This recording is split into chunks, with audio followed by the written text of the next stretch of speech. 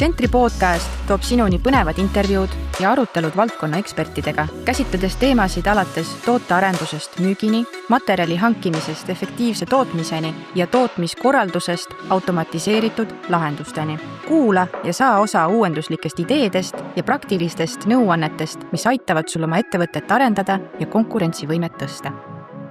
Tere tulemast Centri podcasti vaatama ja kuulama. Mina olen Kadri, olen Centri turundusjuht ja minuga on siin Erki, Centri robotitaltsutaja.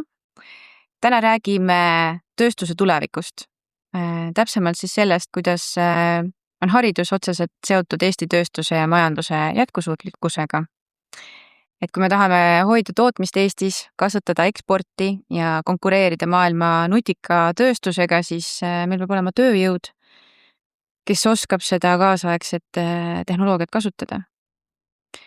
Ja praegu on olukord, see on juba tegelikult pikemat aega olukord, kus ettevõtted otsivad töötajaid, noored otsivad tööd, kuid nende oskused ja vajadused ei lähe kokku.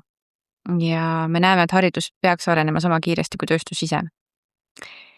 Et vastasel juhul me lihtsalt kaotame konkurentsieelise nii investeeringute kui tootlikkuse mõttes.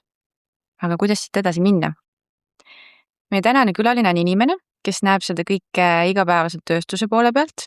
Andri Haran, Eesti Masinatööstuse Liidu tegevjuht. Andri on aastaid rõhutanud, et ettevõtted ja koolid peavad töötama koos, et Eesti tööstusel oleks tulevik. Tere tulemast saatesse, Andri. Et palun tutvusta ennast lühidalt. Tere, nimi siis Andri, nagu öelnud Eesti Masinatööstuse Liidu tegevjuht. Täna varasemalt juhtinud ka riigi tasemel kogu Eesti tööstussektorit, olles Majandus- ja Kommunikatsiooniministeeriumist tööstusvaldkonna juht, töötanud ka erasektoris tarnejuhina, vedanud Eesti kaitsetööstust mingitel aegadel, ehk siis tegelikult ühte teist ja kolmandat pidi tööstusega seotud olnud viimased paarkümmend aastat. Olemata tegelikult ise insener omavad tehnilist haridust, ehk siis keegi peab seda pehmemat poolt ka tegema. Ja nii ta kuidagi läinud on. Aga jah, tänases pildis võib vist öelda, et kaelani tööstuses sees. Väga äge, saad täpselt õige inimene täna siin kaasa rääkima.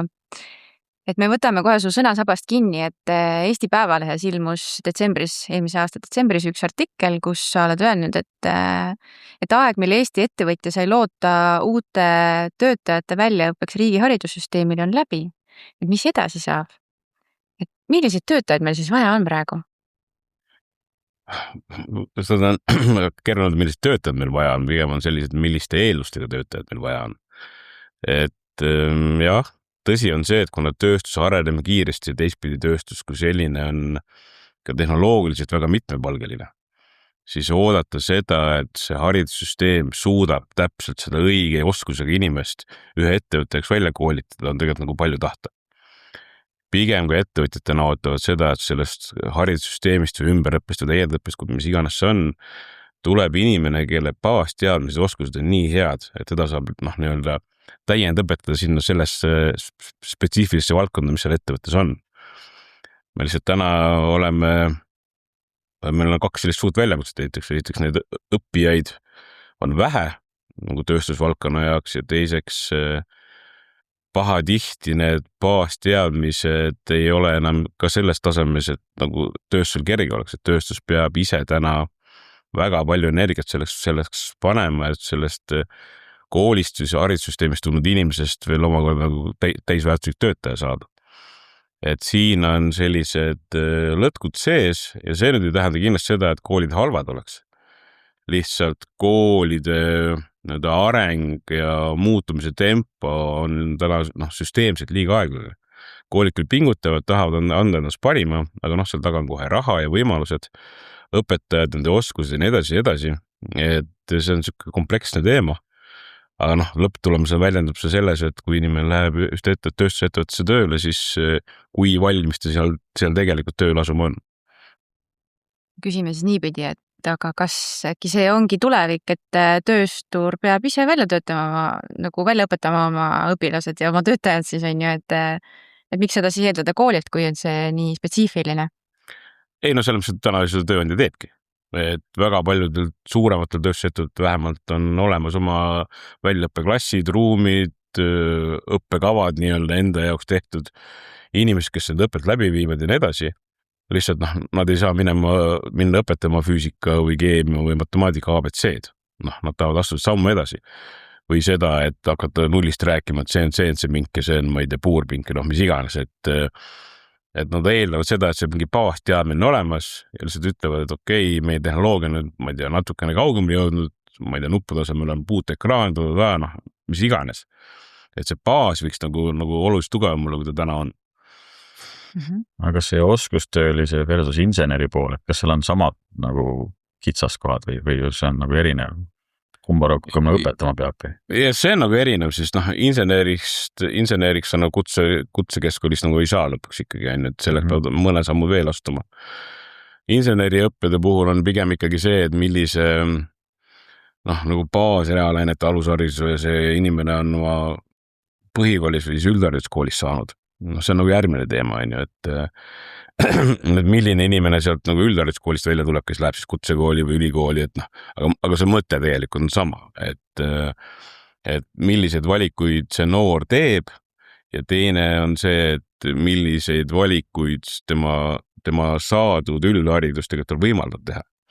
Et kui ta ikkagi reaalainetes on olnud, või see tase ei ole olnud piisavalt hea või tema suutlikkus neid aineid omandada, siis ega tal ei olegi valikut lõpuks seal gümnaasiumi lõpus ülikooli minna reaalainetele, sest ta seda baasi enam ei ole või teistpidi ei saa sisse lihtsalt, kuna tema eksami tulemused ei ole piisavalt head.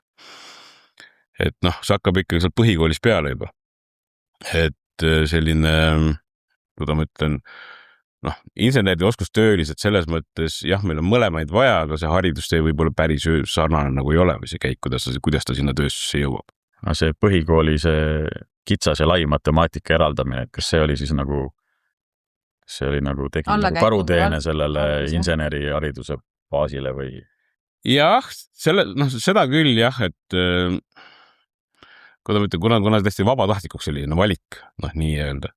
Ja inimesed ikkagi kipuvad lihtsama vastama teed, siis selle see põntsu pani, et isegi need õpilased, kellel oleks võimekust õppida ka seda laia matemaatikat nii öelda, et siis nemad läks ikka selle kitsa matemaatika teed ja valisid pehmemaid erialasid.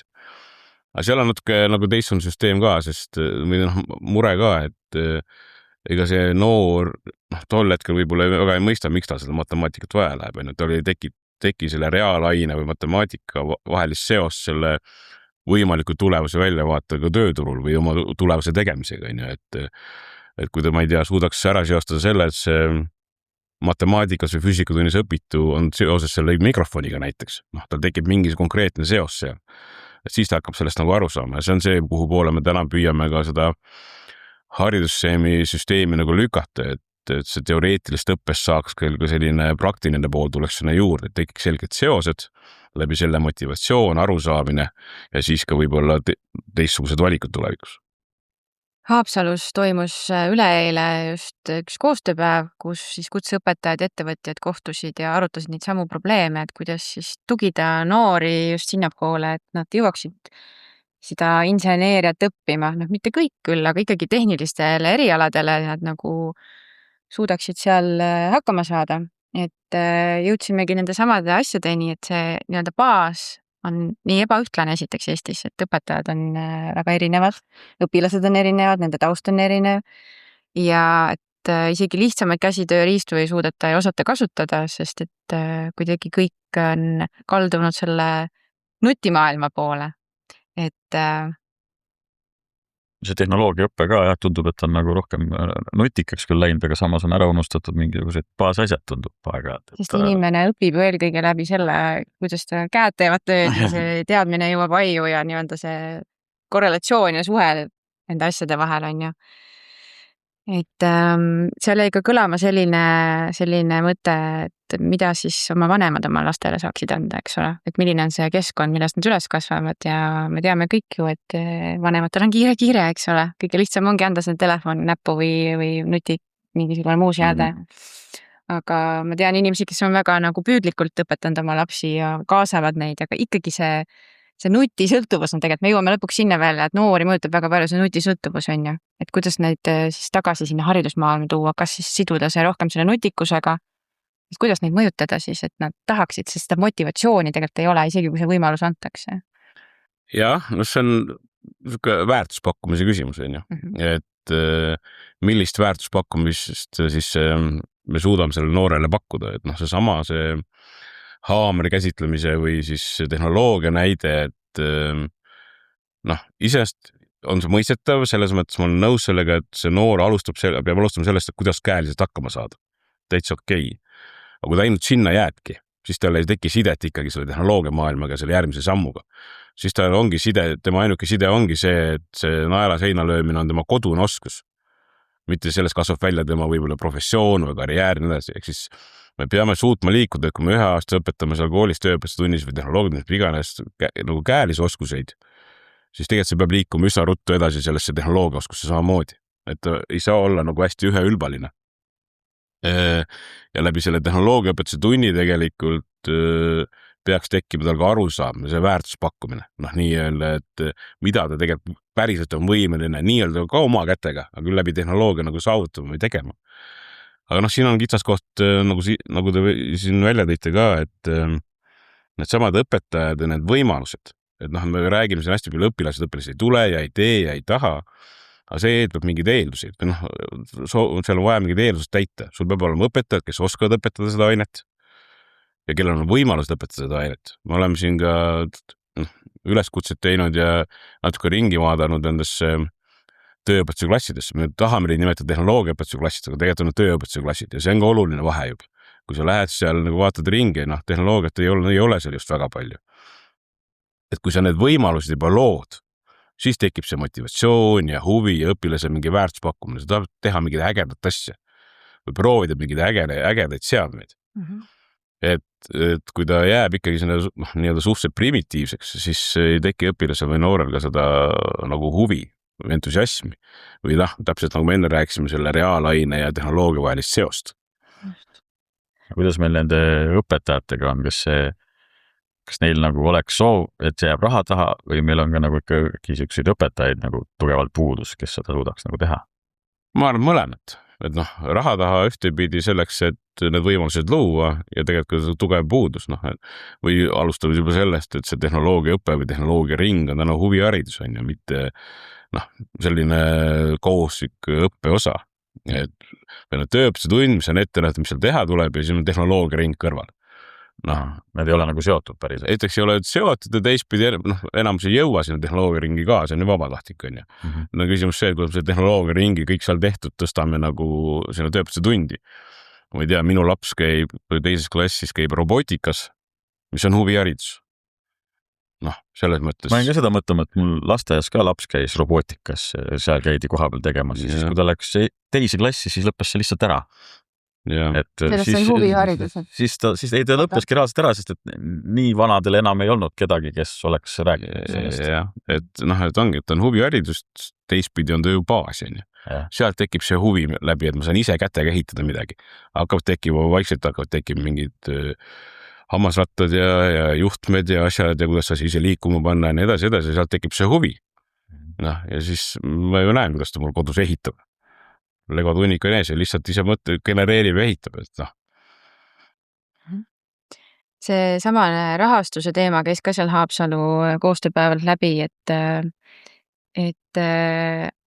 tegelikult on väga paljud ettevõtted nõus nagu panustama sinna, et neil tekib tootmisjääki või mingisuguseid asju jääb üle, mida nad peavad ise siis utiliseerima, nad saaks anda need korraks veel lastele, et katsetage, nagu tehke midagi selle materjaliga on ju. Et selline koostöö võib-olla koht on nõrk praegu. Et nii ettevõtted kui koolid on ju tegelikult huvitatud sellest, et saaks midagi meisterdada ja teha. Ma ei räägi lihtsalt mingitest puutükkidest, vaid reaalselt mingitest muudest asjadest. Viimistlusmaterjalist. Jah, et kuidas selline koostöö siis, nagu kuidas sellele alus panna, et need koolid ja need ettevõtted leiaksid üksteist? Mõlemad peavad tahtma, see on nagu esimene asi. Väga tihti, mida me näeme täna, on see, et ettevõtted pole aega, kui keegi tuleb küsib, okei, me teeme, me anname teile asju. Aga visates kinda natuke nüüd ettevõtete juurde, siis olge ise ka aktiivsed. kui teil on kool lähedal või mingid siuksed õppekeskused, olge ise aktiivsed, minge küsige, minge toetage neid, aidake neil sisustada seda tehnoloogiaklassi näiteks või nii edasi. Ma saan aru, et sealt kohe ei tule tagasi, see ei ole otseselt mõõdetav. Aga mis tekib, on see, tekib see teadmine sellel noorel lapsele, et siuke ettevõte on olemas, nemad aidavad siukest asju teha, käivad saavad ettevõttes külas käia ja nii edasi. Aga ettevõte peab ise ka olema see nagu näitab oma soovi või tahet ja olema proaktiivne, toetamaks seda kooli, kes tema lähedal on ja kus tema kogukond tegelikult kasvab. Sest lõpuks on see siuke kogukonna teema ka, eriti või nagu suurtest linnadest väljas, kus ka lapsevanemad ju siis nagu toetavad seda või soodustavad seda ettevõtte vaadet läbi oma noorte, kui seal on näha, et see ettevõte tegelikult panustab. Tema tuleviku töötajad tulevad. No põhimõtteliselt küll, jah. Et see initsiatiiv peab ikkagi tulema mõlemalt poolt. Jah.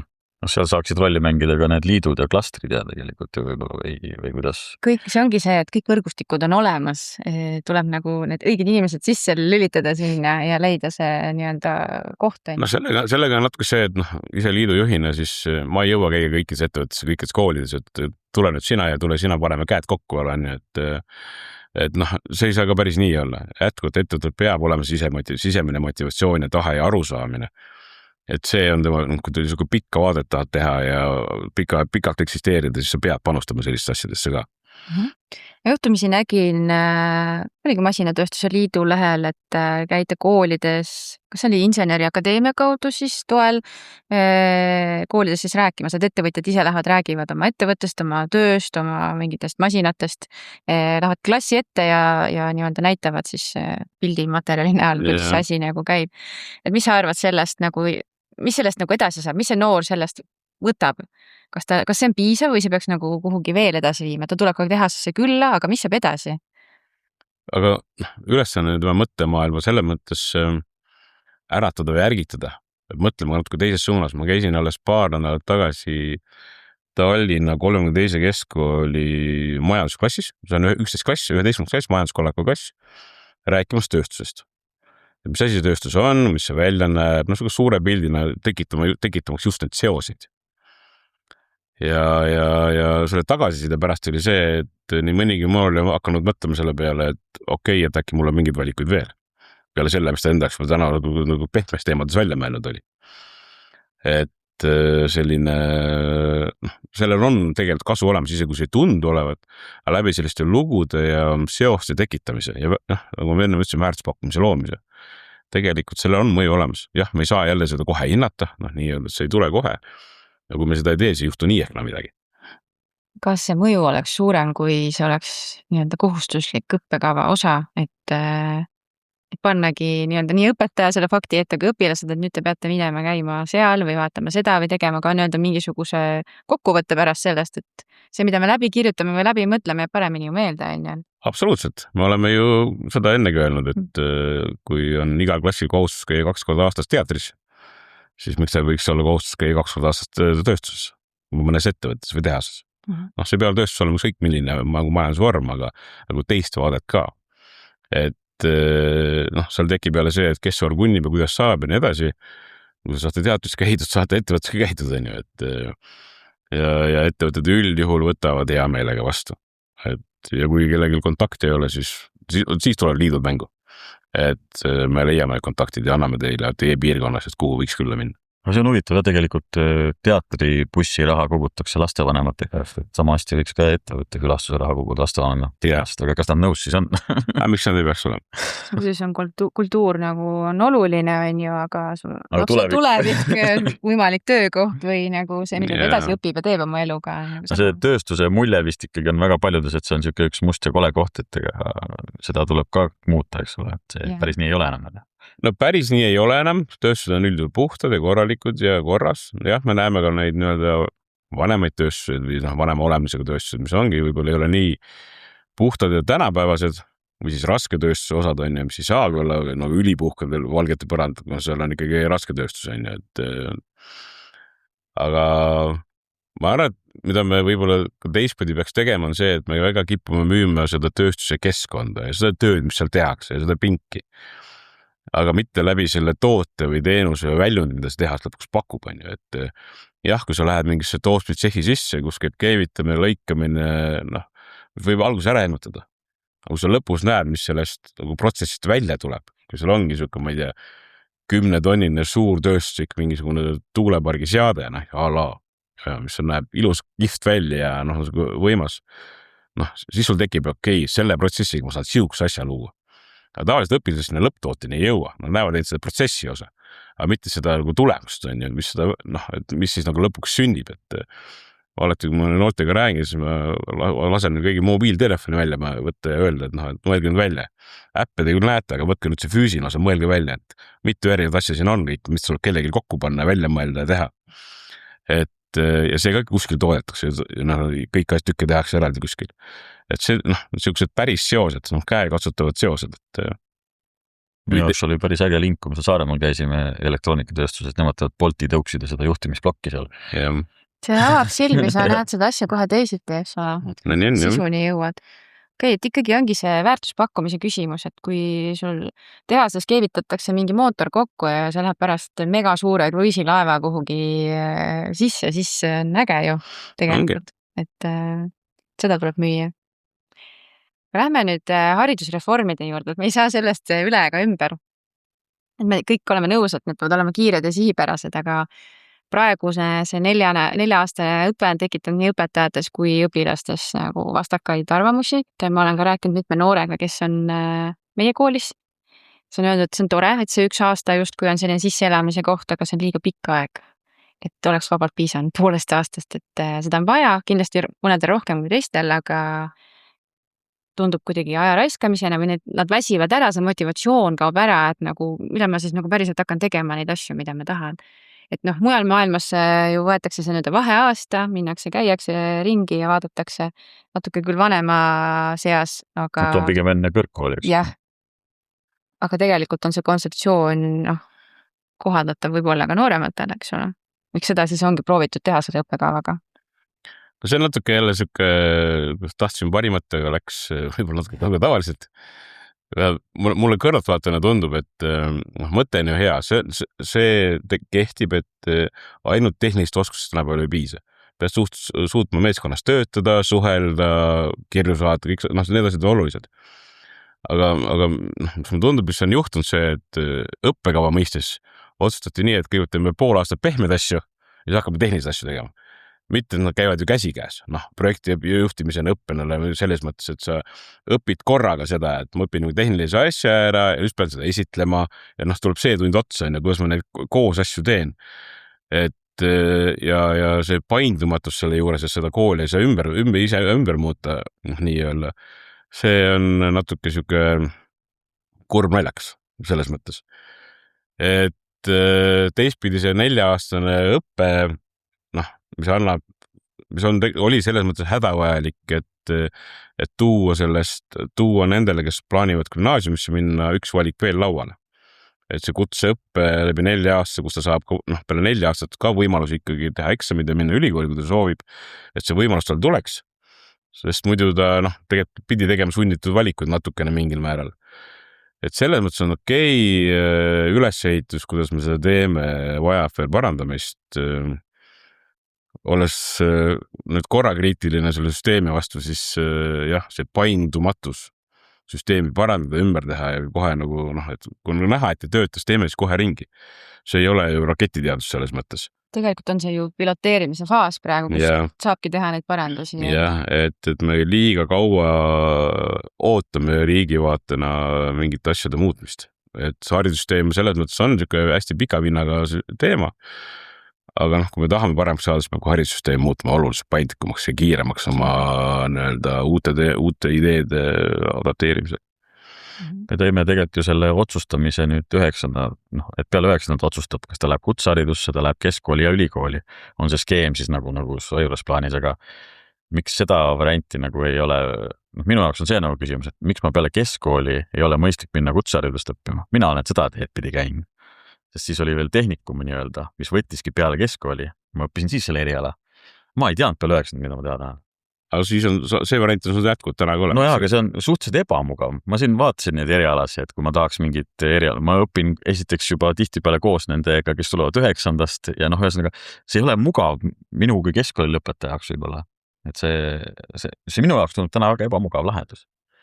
Ja ma kusjuures selles vaates polegi nii palju mõelnud või et ta ebamugav on. Need võimalused on olemas. Tõenäoliselt saab seal ka midagi paremaks teha, aga see ongi see ettepanekute koht, on ju. Et need süsteemid täna täiskasvanutel või keskkooli lõpetajatel ei sobi, et siis tuleb, ka neid saab kindlasti midagi paremaks teha. Või ettepanekuid teha, kuidas seda muuta ja nii edasi, et pigem see ainete valik on ka selline, et erialad on ka siis kohe mingid pehmed asjad tundub mulle või ma olen sattunud valesse inforuumi. No see ma olen nõus täiesti, et 9. klassi lõpetaja ja 12. klassi lõpetaja on 2 täiesti erinevat inimest, on ju. Et seal on toimunud oluline kasvamine vahepeal. Aga vaadates praegu oma tütar lõpetas just 9. klassi eelmine aasta, siis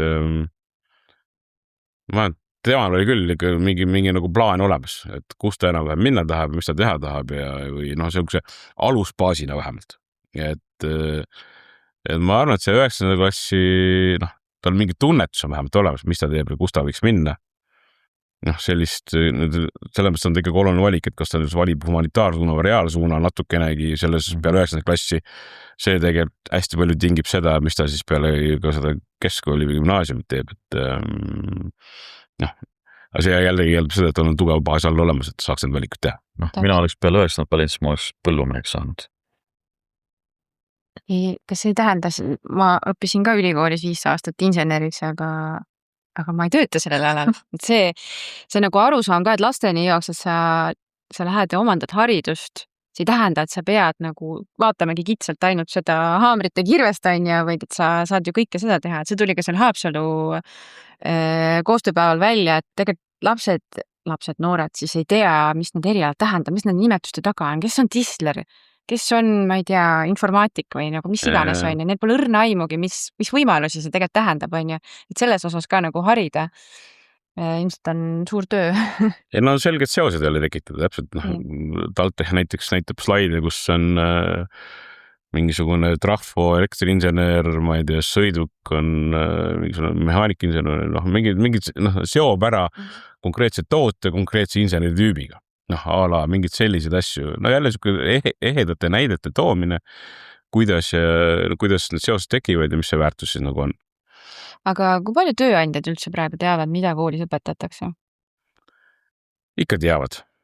Selles mõttes nad ju läbi oma uute töötajate näevad seda tegelikult hästi palju. Mida ei õpetata. Ja või täpselt seda, mida ei õpetata, et ja eks see sõltub ka tööandjast ka, et kui aktiivne ta nüüd on, või palju ta sinna tähelepanu pöörab. Et ma arvan, et ikka teavad, aga eks väga paljud ettevõtjad on ka seda meelt, et nemad ei suuda süsteemi muuta. Nüüd on selle kohta, kus tuleb liidud mängu ja mingid kesksed organisatsioonid, kes siis selle hääle kokku koguvad ja seda siis välja kannavad. Ja kus ta murekohad on ja mida võiks teistmoodi või paremini teha. Et see on siis selliste kesksete organisatsioonide roll. Ja Masintööstusliit, see on üks meie 3 suurest vaalast, mida me täna selgelt veame. Ja just selle pika vaatega veame, et meil 10-15 aasta pärast oleks tööjõudu või inimesi, kes oleks valmis meie juures panustama.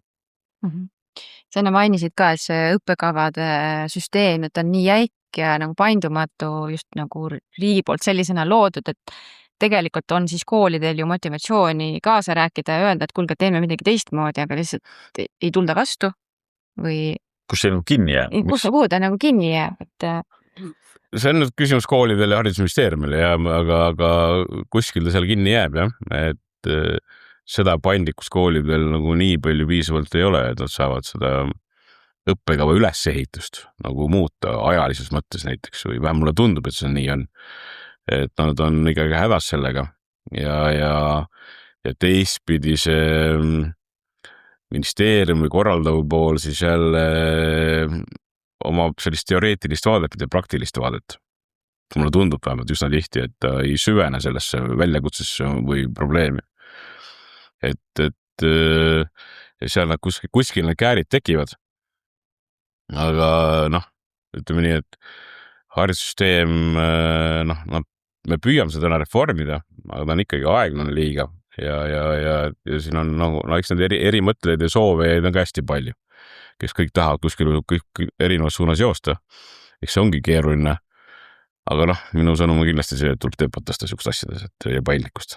Et see on, mis me täna teeme, liiga aeglane, sest noh, kui me selle tempoga jätkame nagu praegu, siis me oleme 10 aastat kõige hädas omadega.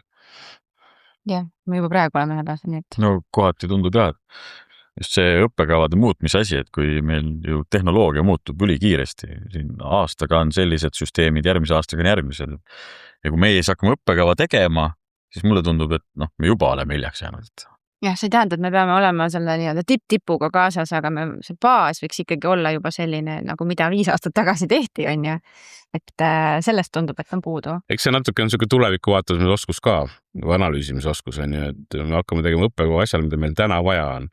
Mis tähendab seda, et kui see õppekava 3 aasta pärast lõpuks rakendub, on ju, siis me võib-olla seda ei ole enam vaja. Et me ei tee õppekavasid või ei valmista ette selle jaoks, mida meil on vaja, ma ei tea, 5 aasta pärast, me hakkame selle nimel tööle. Noh, aeg-ajalt midagi elu sunnib, AI on nagu ehe näide, et kus see nüüd tormijooksuga tuli, noh, siis see lihtsalt sundis ühiskonda muutuma ja hakkame mingit asja õppima kiiremini, oluliselt kiiremini, kui võib-olla süsteem tavaliselt lubaks. Aga noh, mingid nagu lihtsamad versioonid on tehnoloogiaõpped või mingid asjad, seal seda survet ühiskondlikku suuret nii suurt ei ole, siis see annabki selle aja nagu loksuda ja mõelda ja teha. Tähtaega pole. Jah, teistpidi võtta, kui kiiresti AI õppekavad loodi, võimalused loodi, nii edasi, on ju.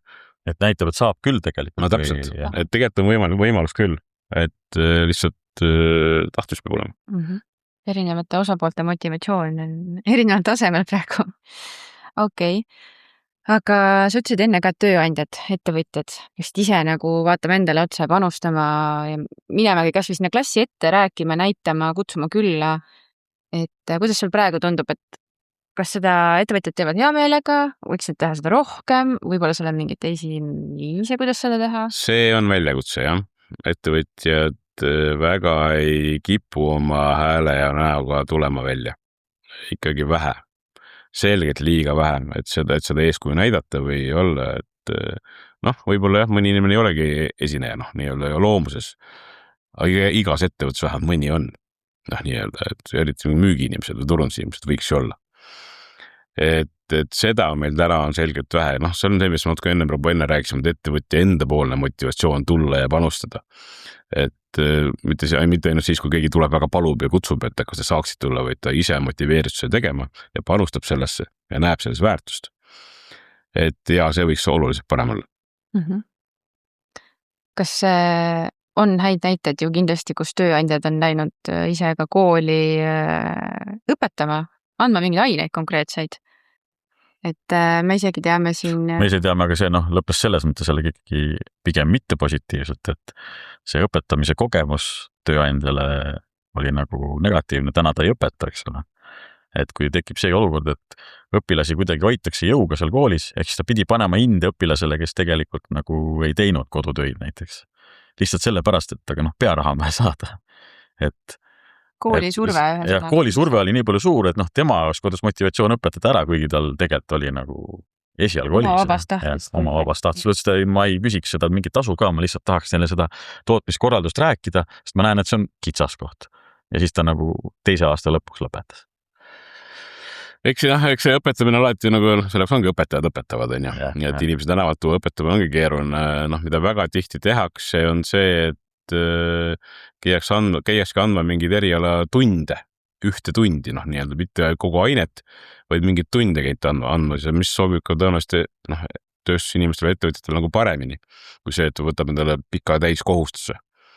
Et pigem selline oma valdkonna erialast tundi anda, teistpidi korralduseks mõttes on jälle see paras peavalu, et leia siis igast nädalast üks inimene, kes seda siis tuleb teeb, on ju. Samas, kui sa leiad mingi seltskonna kokku, kes igaüks peab korra pool aastas käima, siis see võiks jälle töötada. Et aga ei, seda väga palju ei tehta ja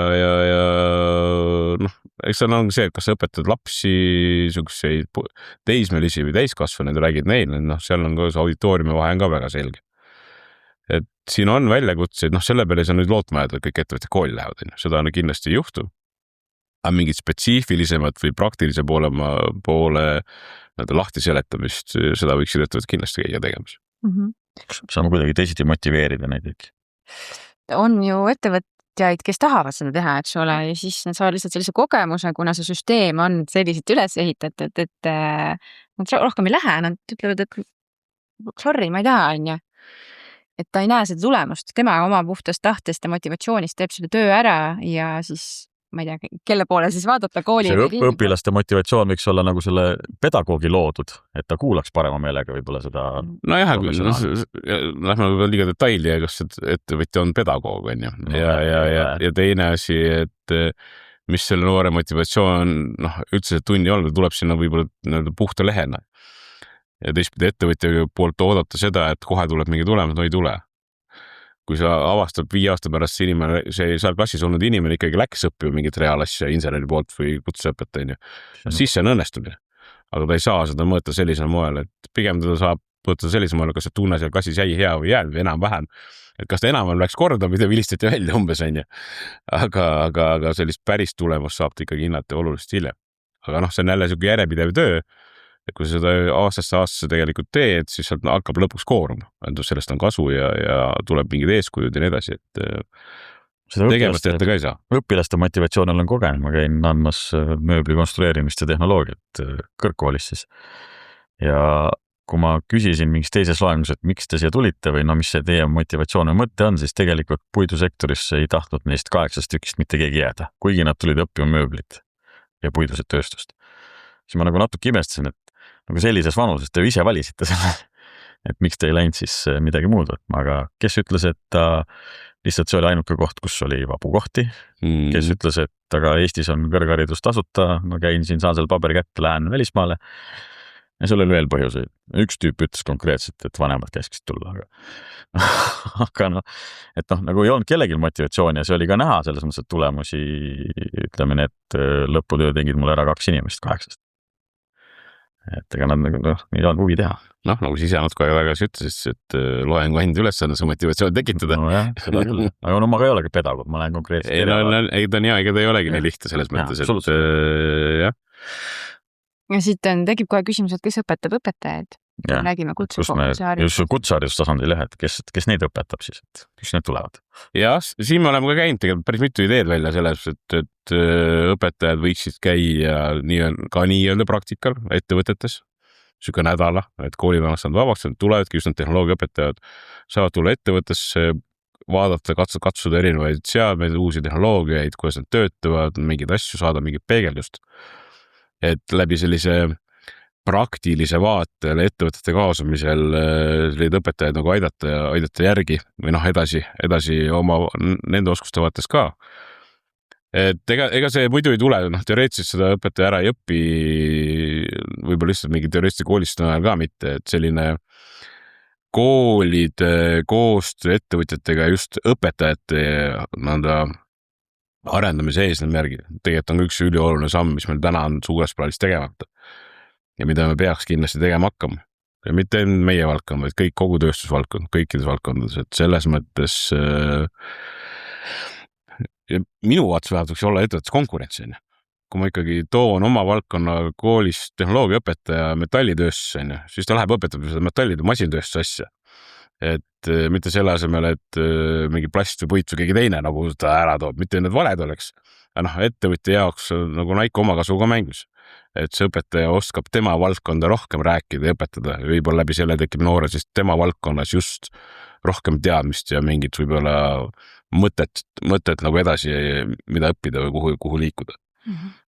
Aga kas see idee on nagu kuhugi viljakale pinnasele ka läinud või see? Ei ole, seda väljakonimees just eile kuskil tõdes, et me räägime, aga võiks tegema hakata.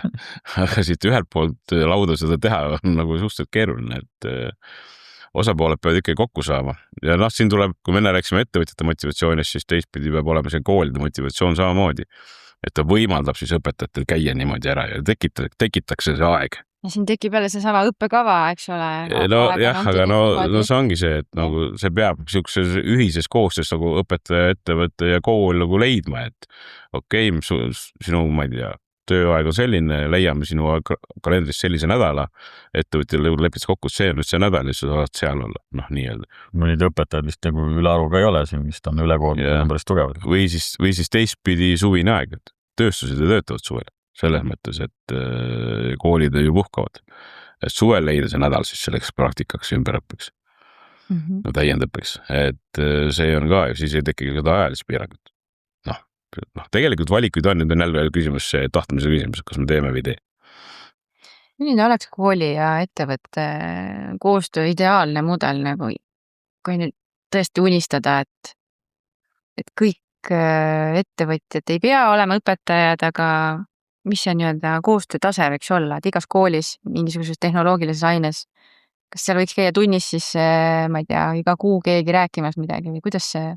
Ta võiks olla selline pikaajalisem, jah, ta võiks olla selline nii-öelda projektipõhine või ühe korra põhine, ta võiks olla selline pikaajalisem partnerlussuhe, et meil on, et koolis on sellised aineprogrammid ja tehnoloogiaõpped on ju sellised õpetajad, tal on, koolil on teisel pool partneriks siis 3-4 ettevõtted, kus siis käiakse külas, kus on inimesed, kes käivad koolis rääkimas, annavad mingit täpselt ühte, mingi spetsiifilist tundi või vaadet või praktilist tundi ja nii edasi, noh, et tekib siuke sünergia omavaheline, väga selge. Ja kuna klassid ju vahetuvad, siis õpilaste jaoks on see iga aasta uus. Kooli ja ettevõtte jaoks võib-olla mitte, jah, et tehakse sama asja, aga see ongi pikaajaline vaade. Teisipidi ongi ettevõttel lihtsam, siis ta on seda välja töötanud ja see toimib, eks ole, ja saab seda siis vaikselt muuta, kui on vaja, aga on nagu sisse töötatud asja. Nii võiks ju tööstuse vajadus jõuda ka kiiremini kooli, eks ole. No nii on, jah. Et selles mõttes siuke partnerlussuhte loomine nagu ametlikud koolidega võiks olla, koolide ettevõtete vahel võiks olla selgelt üks selline tore mudel ja mis ongi siuke pikaajaline koostöö kokkuleppe, mitte siis, kui kellelgi tuleb mõte, et äkki saaks teha või lähme mõtlema seda või teist. Siin saab keegi appi tulla, et seda esimest seda sidusust luua või seda, ma ei tea, HTM või keegi leida mingit projekti vahend. Siis ma küsin selle peale, miks siin HTM-i vaja? Selles mõttes, et miks me... See peaks ikkagi olema ettevõtte ja kooli vahel. Täpselt teil siin samamoodi on ju, ma ei tea, võtate mõne mööbliettevõtte ja Vermo näiteks ja kooli ja lepivad kokku ja mõtled korra pikaajaliselt läbi selle asja. Mitte siis, et kui kellelgi vaja on või siuke pisteline, et tegibki ju pikaajaline koostöö ja plaan, kuidas me teeme. Ja ongi see näide olemas. Et seda ei tasu nagu minu meelest liiga keeruliseks mõelda, et kuidas me seda teeme, sest lõpuks on nagu oluline eesmärk. Siis kipub ära vajuma, et ettevõttel tekib kriis, siis ta ütleb ruttu, nüüd on koolist vaja ja siis kui see kriis saab läbi, siis kipub see koostöö ka ära vajuma, vist mul on tunne või? No see on nagu, jah, käib nüüd tsüklite kaasa, siis eks mõlemad pooled peavad võtma vastutuse selles osas, ja ettevõtte samamoodi. Et see tähendab seda, et ettevõtte peab siis nagu jätkusuutlikult suhtuma sellesse. Ei saa olla nii, et mul on kiiremad ajad, siis ma nüüd enam ei tee. Et see päris nii juhtuda ka ei saa. Mis on muidugi natuke keeldab seda, et see partnerettevõtte ei ole kõige pisem ettevõtte, kes on väga mõjutatav sükust asjadest, vaid kes on pigem ikkagi jätkusuutlik ja suudab ka kriisi taustal tegelikult neid muid asju ka teha. Räägime veel nendest oskustest ja valmisolekust tööeluks siis õpilaste vaatest, et me olemegi siin rääkinud, et insenerid ja oskustöölised ja tänapäeva mõttes juba ka rohetehnoloogia, igasugused tööstuse digitaliseerimise teemad on laual, et mida siis praegu tööandjad ootavad, aga noor üldse ei oska? Et on see tehniline baas, mida sa rääkisid, et seda ei ole baasainete nii-öelda koht on siis baasained, aga mida ta hästi? Hea küsimus, mida ta üldse ei oska, sõltumata, mis see tööandja ootab, aga väga tihti, millest me korra enne rääkisime, ei oska nii-öelda tööd teha. Selles mõttes, et mingid kohust täita kellast kellani teha, õppimiselt võiks olla õpetad seda ikkagi kellast kellani, mingis meeskonnas teistega arvestades, sul on mingi ülesanne vastutus, kõik need asjad, et see pilt ka nagu selge oleks, et kuidas see nagu käib, lisaks selle tehnilise oskusele, mis ta teeb.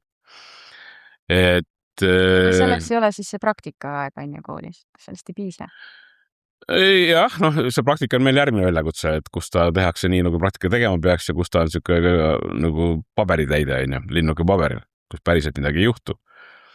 Et selline suhtlusoskus ja eneseväljendamine ja probleemi kirjeldusoskus ja mingid sellised asjad tegelikult. Et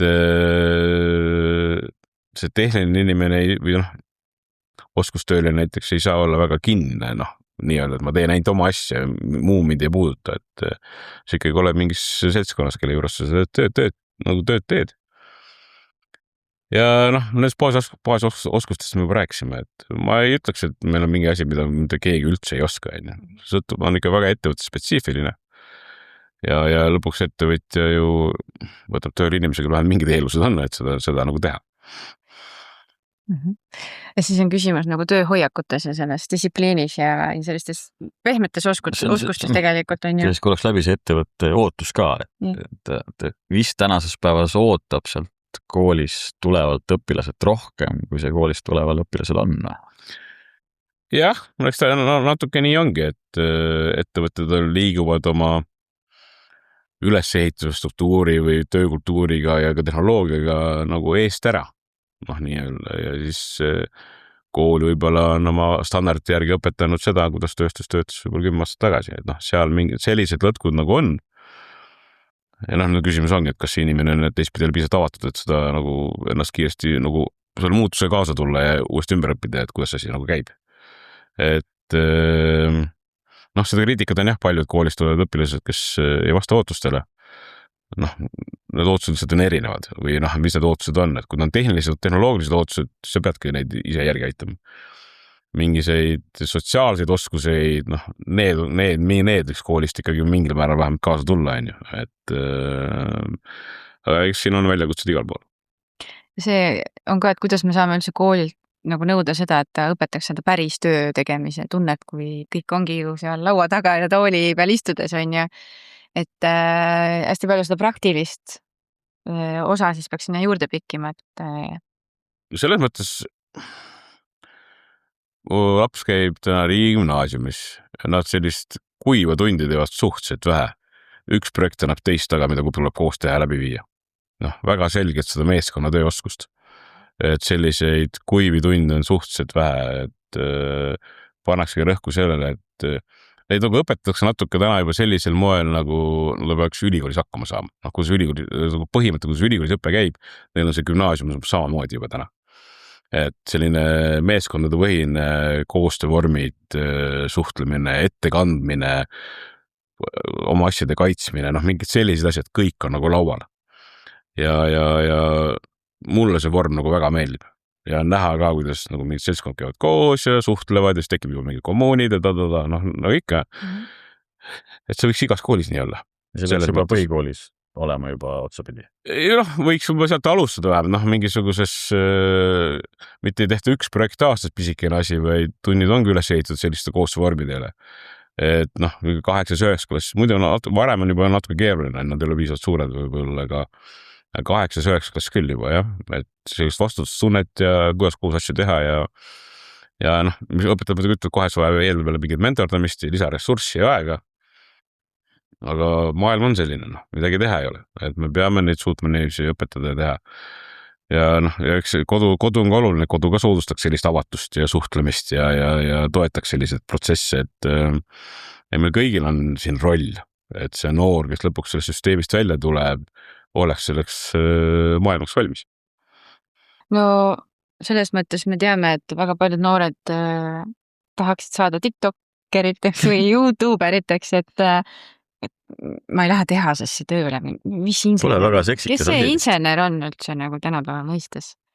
See on mingi inimene, kes kuskil arvutist toksib mingid Exceli tabelid. Ma isegi kujuta ette, kuidas noor mõtleb, ma lihtsalt praegu utreerin.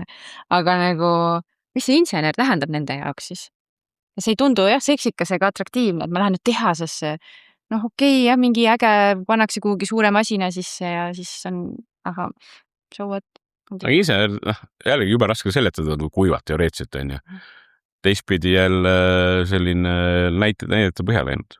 Ainult näidete põhjal, et mis see insener päriselt teeb ja mida ta loob ja mis on need väärtused ja mis on need võimalused, noh, nii-öelda ja see TikTokerite, YouTuberite vaates, siis jah, nad kõik tahavad selleks saada mingil hetkel, on ju, aga noh, nad ei saa. No reaalsuskontrolli noh, selle mõttes, et lõpuks tuleb nagu tööle hakata, on ju. ja siis on sul küsimus see, et kas sa oled oma sammud õigesti astunud ja sa saad minna tööle, kus makstakse rohkem palka, paremat palka ja sul on mingisugune selge nagu väärtus sellel tööl. Või siis, kuna sa ei ole oma eeltööd ära teinud ja koolis tubli olnud ja nii edasi, siis oled sunnitud minema võib-olla kuskile mujal tööle, kus ei ole nii suur kõrge palk, kui siin ootused on, aga kuna sa oskusi ka ei ole, siis paraku nii on, et nagu sellised need valikud lõpuks maksavad üsna valusalt kätte, kui sa neid ei tee. No see TikTok ju tundub easy money, eks ole. Töö tegemine tundub nagu very hard.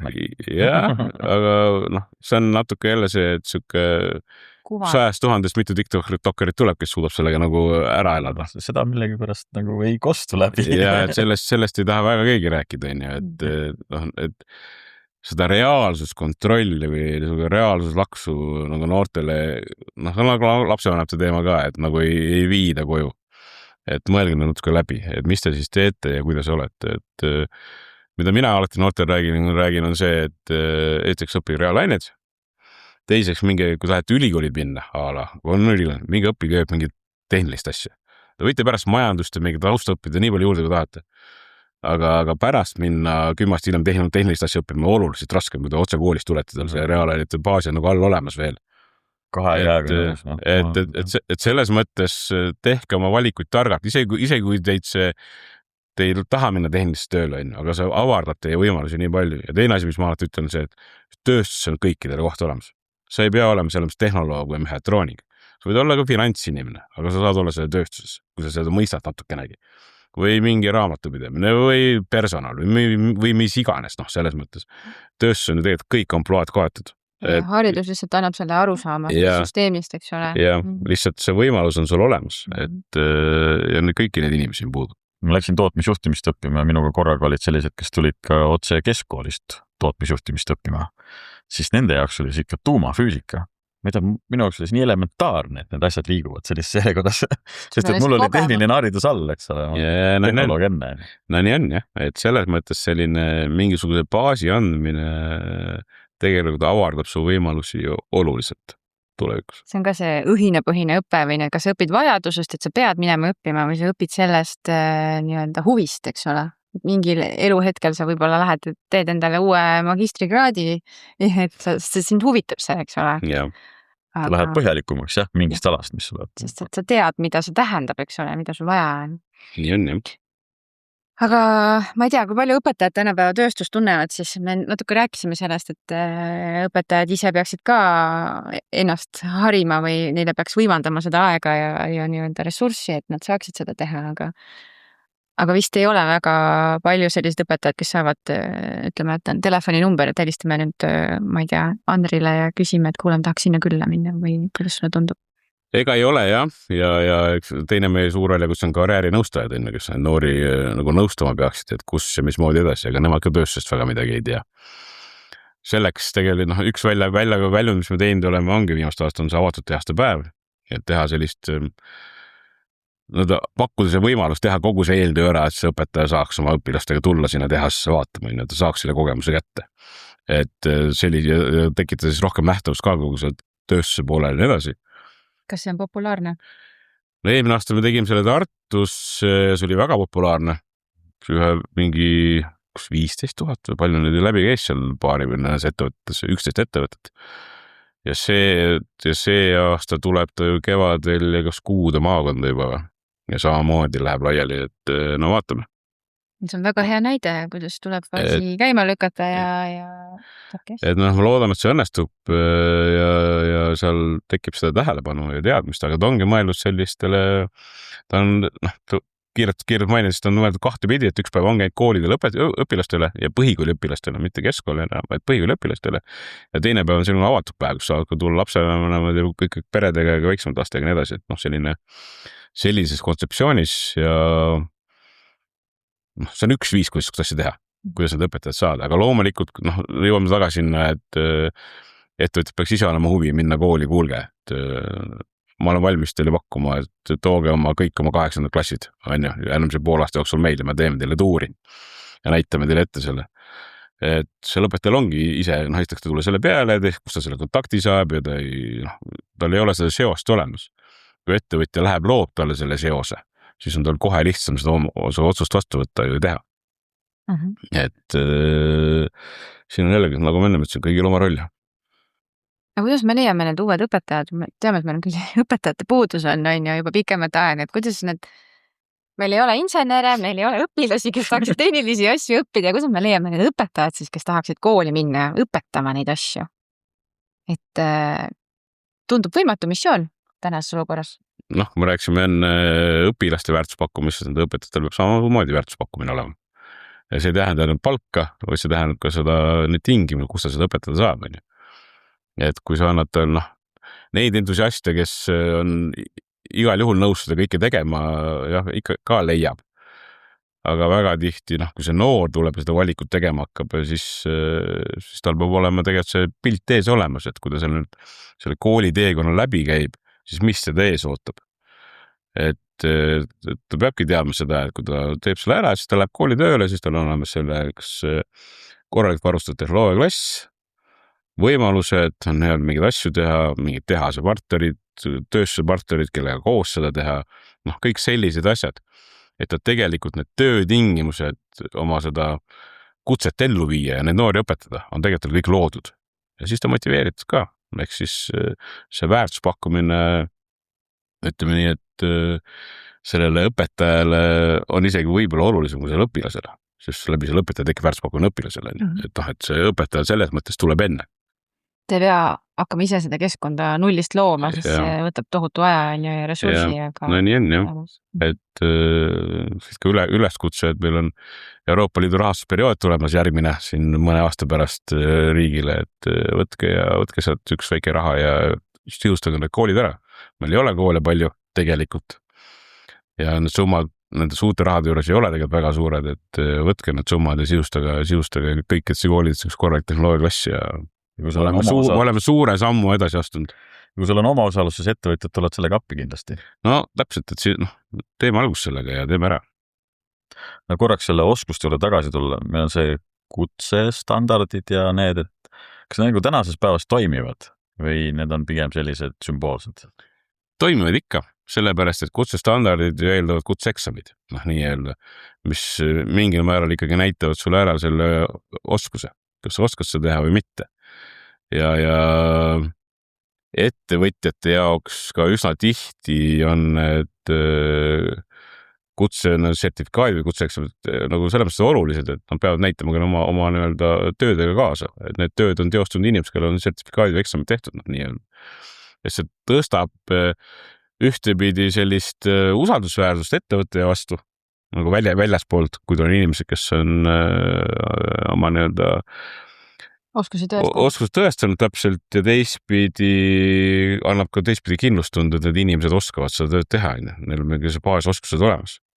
Kas mõtlen, kas see baasoskust, kas see on nagu valdkonniti nagu kuidagi moodi paigas või ma olen enda oskuste suhtes muidu väga kriitiline, aga mul on ka pehme mööbli kutsestandard, ma ei tea, 4. või 5. tase. Ma ei usu, et ma selle tööga nagu päriselt tööstuses hakkama saaks füüsiliselt seal, pehme mööl valmistada. Aga seda peab uuendama kogu aeg, sa pead minema seda testima ja tegema, et see ei ole see, et sa korra teed, see on igavene. Aga ma just mõtlen, kas need on nagu ajakohased ja nagu, kas need käivad nagu kaasas, need standardid ja nõuded ja selle mul on nõus, et aga see käib ka täna vähem meie valdkonnas, kui meie liiduna oleme meie valdkonna kutseandja, siis see käib kogu pidev täiendamine. Et kuidas teha eksameid ringi, täiendada, et selles mõttes see käib ajaga kaasas. Et see võib-olla see baas on sama, mis tööd vaja teha, aga kuidas see tehakse ja mida seal hinnatakse, seda ikka muudetakse kogu aeg. Et see iga aastaselt vaadatakse üle ja kuidas ja mismoodi me teeme asju. Või hindame. Kutseandjad võikski olla liidud? No täna ongi suuresti, suures osas. Jah, et siin on mingi reformplaanis mingid osad koolidesse viia. Ma vaatan, kuidas sellega läheb ja mida või palju see muudab süsteemis.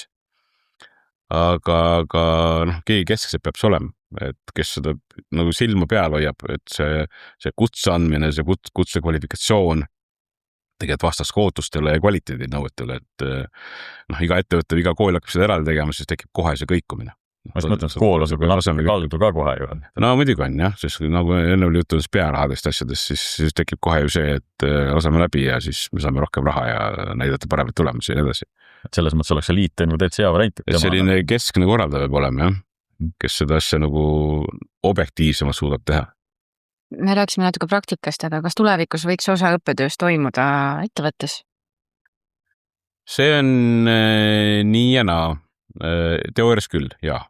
Aga sellest peavad ettevõttel võimalused olema. Täna ikkagi, me ei saa viia 10 noort ettevõttesse ja hakake mingit tööd tegema selle pärast, et eriti kui me oleme täis automatiseeritud ja mingid sellises osas, seda 10 noort lihtsalt sinna sisse ei pane, nii öelda. Et see ettevõttel ühtepidi võtta seda riski ja vastutust, teistpidi lööb tema rütmis asja. Et siin tuleb leida mingisugune kesktee, et nagu see praktika iseenesest on selline, et mida me mujal maailmas ka näeme ju seda, et seal on enne kui sa oma kooli lõpetad saad, mitte see 2 nädalat või sa istud seal pool aastat vähemalt seal praktikal, seal ettevõttes sees ja teed oma töid ette nähtud, täidad oma linnukesi, mis sa kõik ära tegema pead ja nii edasi. Ja siis tekib sul siuke päris vaade või päris arusaam, et kuidas see töö käib. Et tänane praktika korraldus on meil ikkagi liigub paremuse poole, aga seal on meil ikkagi palju teha.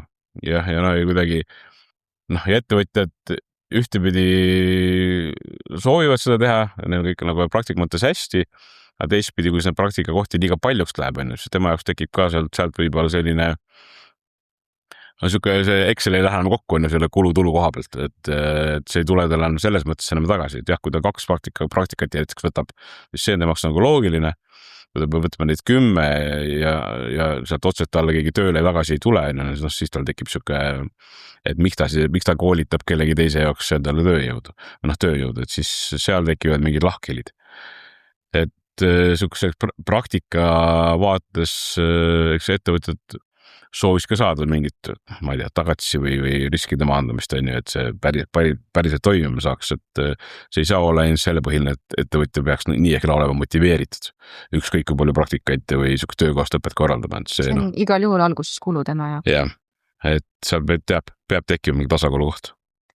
Kuidas see tehisintellekt ja automatiseerimine on nagu muutnud maailma, kas need probleemid on tulnud veel teravamalt esile, et meil ei ole neid oskusi siis nendel õpilastel, kes täna peaksid minema tööstusesse ja seal mingisuguseid kaameraid parandama või üles panema või kuidas see tunne on? Tehisintellekt on tegelikult selles mõttes ühtepidi võiks öelda, et mingil määral automatiseerimises vana teema, kui nii võtta. Teistpidi jälle uus teema, et vana teema selles mõttes, et mingi masinõpped ja andmed ja andurid ja kõik see ja nende lugemine, analüüsi tegemine, see on meil tegelikult ju kaua annad, on ju. Aga AI kui andmete pealt otsuste tegemine ja valikute tegemine, protsesside juhtimine, see on nagu võib-olla uuem asi. Et eks kõik jooksevad selle järgi, aga see tuli, selles mõttes on mingil määral kõigile uus asi, mida teha, Eesti kontekstis või uuem asi, mida teha. Samas, kui me vaatame suuri läänetööstuseid, siis see on see igapäevane. Seal on ta sees ja olemas, et seal on olemas, nemad on olnud selleks valmis, et neil on olemas täna inimesed, kes juba oskavad ja teevad ja mõtlevad uusi lahendusi välja ja nii edasi. Et selline, nüüd on jälle küsimus see, et kui AI ütleme, et viimase 2 aasta teema meil, nii öelda, siis kas me 5 aastat tagasi mõtlesime, me peame hakkama koolitama inimesi, kes oskavad AI-ga midagi peale hakata. Nii öelda. Et massiliselt ja sidusime, et kui me näiteks selle sama kestlikkuse ja roheõppega, see tuli sukse suure hurraaga peale, et kõik peavad seda õppima hakkama ja see läks käiku ka just selle surve tulemusena.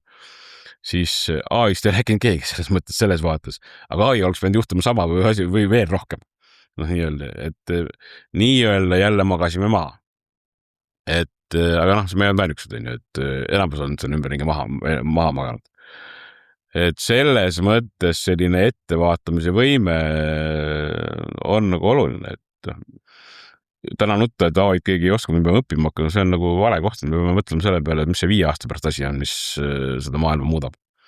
Ja kus me 5 aasta pärast oleme, peame hakkama selle peale, et sellega tegutsema. See AI-ga ja kõige muud asjad me jooksvalt teeme nii ehk ka. Tuleb teha, me jõuame seda teha ka ja peame tegema. aga see, et me 5 aasta pärast mingi järgmise asja peale, järgmise sammu peale ei imestaks, et kus me olime või miks me seda ei tea sellest midagi või mis nüüd juhtub, siis neid valikuid peaks me täna juba tegema. Sa just tõid näite, et lääneriikides, et aga äkki meil on probleemid, neil on sarnased probleemid olnud 5 aastat tagasi haridussüsteemiga ka, et äkki võtame lihtsalt copy-paste ja saab tehtud, parandatud, on ju. See päris nii lihtne ei ole, need vanad tööstusriigid on oma seda haridussüsteemiga ehitanud ikka 100 aastat sellisel moel. Et see, kuidas Inglismaal ja Saksamaal asjad välja näevad, see on ikka totaalselt teine maailm. Aga seal on nagu nii plusse kui miinuseid. See, kuidas Saksamaal umbes 5. klassis ära otsustatakse, et kes läheb kutseõppesse, kes läheb ülikooli, kellel on võimekus ja tehakse jaotus ära, et sa ei saagi enam nagu noore inimese nagu meie, et ma ei tea, ma vist tahaks seda teha või mõtlen ringi. Seal seda nii lihtsalt ei juhtu. Siis see on selline negatiivne asi, aga sealt see tööjõud tuleb, on ju. Sellepärast neil ongi seda, kuna inimesi nii palju, siseturg ka nii suur ja tööstus on nii mõjuvõimas, siis lihtsalt on see majanduskeskkond on sundinud sellise haridussüsteemi neile peale, et seda tööstust nagu toita sellisel moel. Et see on võib-olla siuke, Eestis ei läheks siuke asi kunagi läbi ja ma arvan, et võib-olla ei peakski minema, on ju. Aga teine näide, olles näinud Inglismaal just kutseõppekeskuse väljaõppekeskust, mille on ettevõtjad sisustanud, kus on olemas kõik tänapäeva tehnoloogia, siuke kutseõppeasutus, siuke õppemaja või hoone või tehnoloogiamaja. Seal on kõik, metallivaldkonna seal on kõik olemas. Kõik tänapäevased CNC-pingid, kõik, kogu tehnoloogia, robotkeevitused, mis iganes. Et kõik on, ja see on ettevõtjad ise ära sisustanud. Ja seal on ka siuke süsteem, kus ettevõtjad mingisugust käibenumbrist maksavad mingit konkreetselt sellist haridussüsteemi maksu, millest seda siis rahastatakse. Et konkreetne maks konkreetses suunas ja siis läbi selle rahastatakse sellist õppesüsteemi. Ehitatakse üles selliseid keskuseid ja seal on siis, seal on lahendatud ära see mure, et tuleb juba väga tugevased tehniliste baasteadmistega inimesed tulevad koolist välja.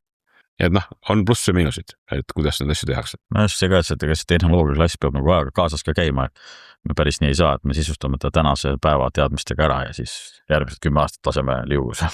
Jah, eks ta on nagu raha küsimus, et aga kui me jõuaks täna nii kaugele, et meil on puuhaamrite asemel akutrellid, astuks nagu selle sammu ka ära.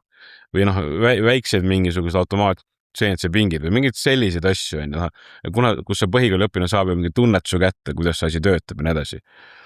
Ütleme, et ei pea mõtlema kohe nagu pilvedesse ennast, astuks nagu esimesed 2 sammu ja siis sealt edasi.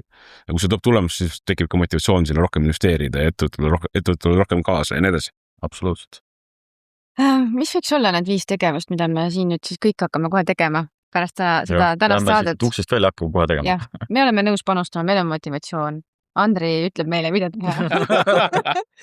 Alati lõpeb see nii, ma pean ütlema, mida tegema peab. See on nii riigi kui ettevõtja vaatast, eks? Jah, aga riik peab muutuma haridussüsteemist paindlikumaks ja kiiremini reageerima asjadele. Koolid peavad samamoodi olla motiveeritud selles mõttes ja tõstma oma teadlikkust nendest valikutest, mis ümberringi on. Ehk siis, et peale pehme maailm on olemas ka tööstusmaailm ja majandus ja kogu see maailm, et oleks siuke ühtlane. Et selle noorel oleks selline ühtlane pilt ümber olemas, mitte ainult ühest suunast. Et võib-olla seda... Kas kool peaks äkki tõstma enda häält ka, näitama riigile, et kuulge, vaatame nüüd ringi, teeme midagi, nüüd me oleme ka nõus panustama, eks ole, võib-olla kool on liiga vaikselt teinud kaasa seda, mida on riik öelnud, aga võiks see on selline munakana olukord, et kool teeb seda, mis talle ette antakse, mis ta tegema peab, koos paljud paindlikkust on ja lõpuks on kõik asjad inimestes, et kas inimesed, kooli juhid on valmis seda paindlikkust sisse võtma ja ringi vaatama ja seda ehitama, et ja siis me jõuame kohe siin ettevõtjani, et ettevõtja mine siis koputa sellele koolile ukse peale. Kuule, et ma tahaks tulla teiega punti ja teeme koos. Et selline asi, mis veel, mõtleme välja, kuidas sellesse tehnilisse või reaalainete või tehnoloogia poolde veel rohkem rahaliselt riik panustada saab. Mida me ehitame? Annab tehnoloogiaklassid, hakkame neid ümber tegema. Konkreetne samm, mida teha ja mida otsustada. ma ei tea, 4 on tehtud, mis 5 on, mis 5 veel olla saaks? Meie organisatsioonid, kuidas meie saame panustada sinna? Meie suuruste organisatsioonidel on minu meelest 2 suurt ülesannet. Üks on teadlikkuse tõstmine, siis kõik hakkab inimeste teadmisest ja mõtetest peale. Meil on see kütlus, et me võime siin allpool planeerida, mida me iganes tahame. Kui juhid ja omanikud on siis riik, koolid või ettevõtjad, kui nende pähe see ei jõua, siis ei juhtu mitte midagi. Et me võime siin kogu tehnilise töö ära teha, kui nemad ütlevad ei, siis ei tule. Et see asi on ja siis teine töö ongi osapoolte kokkuviimine. Et erinevad osapoolte kokkuviimine ja Center siin Lõuna-Eestis ainukese sellise keskusena, kes siis veel? Mina vaatan küll teie otsa hakka tegema. Aitäh, see pall läks meie peale. Me siis lõpetame selle saate ja hakkame pihta. Aitäh sulle, Andri, et tulid. Aitäh kutsumast. Järgmise korrani. Teeme nii.